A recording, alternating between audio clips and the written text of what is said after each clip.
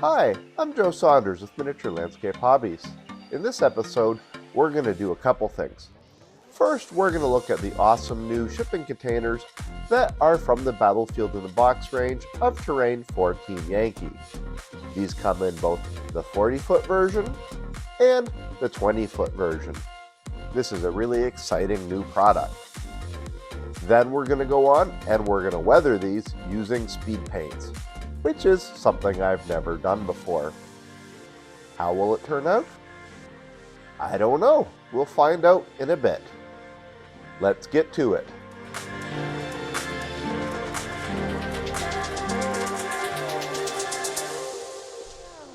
Miniature Landscape Hobbies is proudly supported by these sponsors. There's been a lot of buzz recently about all the new Team Yankee releases Battlefront Miniatures has been putting out. And of course, with new models comes new terrain.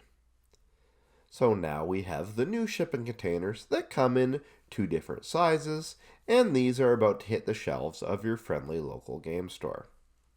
Now, I'm pretty fortunate to have a really good relationship with Battlefront Miniatures, and they sent me a couple sample copies to look at.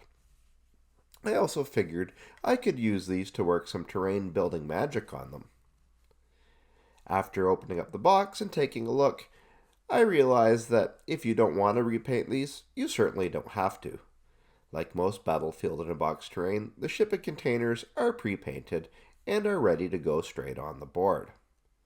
But this is Miniature Landscape Hobbies you're watching, so I figure some custom work to make these pieces pop on the tabletop is in order. Now, when I work with Battlefield in the Box models, I usually repaint them and add some custom bases. However, with these containers, this really wouldn't suit. Why? Well, like real-life containers, these can gang up and stack. The way you can use these is almost limitless. Go ahead, make a little maze to fight in, or cluster them together, not only to block lines of sight, but also work as a kind of hill to get your units above the table surface. But obviously to do this, the models themselves can't have bases. So custom bases are out. But these containers, being, well, containers, are routinely exposed to the elements, and so they're just begging for some weathering.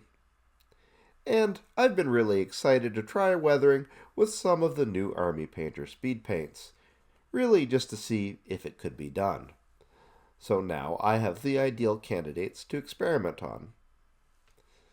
But like a lot of pre-built terrain, I still felt something was required. In this case, visual cues to establish scale. Are the Duke of Wellington and Napoleon supposed to be taller than these? Should the wingspan of the 1/144th A10 be shorter than these containers are long? We really can't tell. Now, for day-to-day wargaming, this sort of thing isn't an issue. But I frequently use my Battlefield in a Box for photo shoots and dioramas.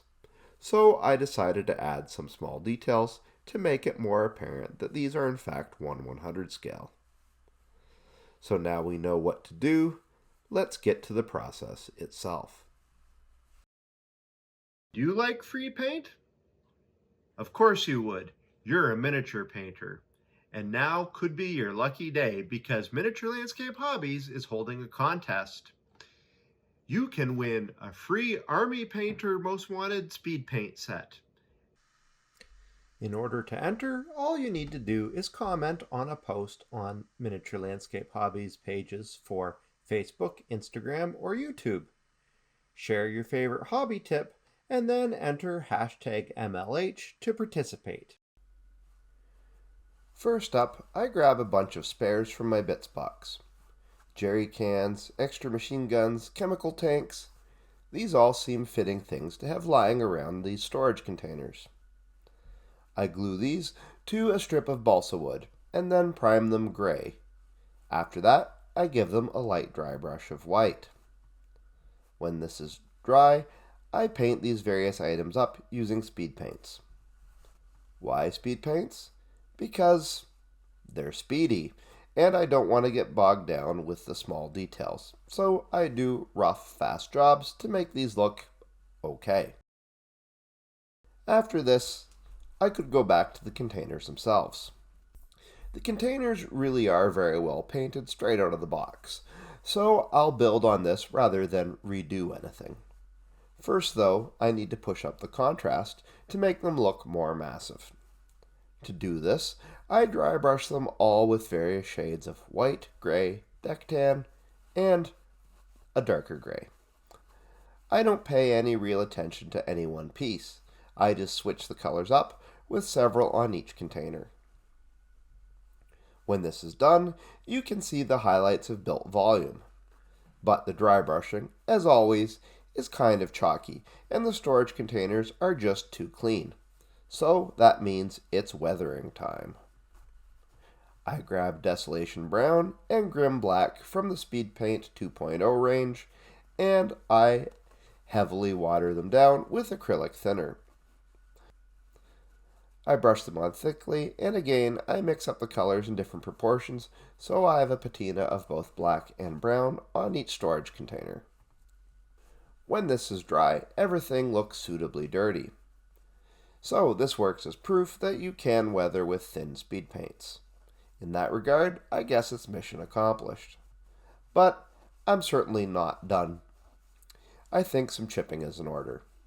Getting out grimy gray, I tear up an old piece of packing sponge, wipe off most of the excess paint, and I start dabbing it at random on each model. This creates a bunch of lighter color spots that I then go back and fill in with hull red. This will provide the impression of rusty chips right in the surface of each container's paint.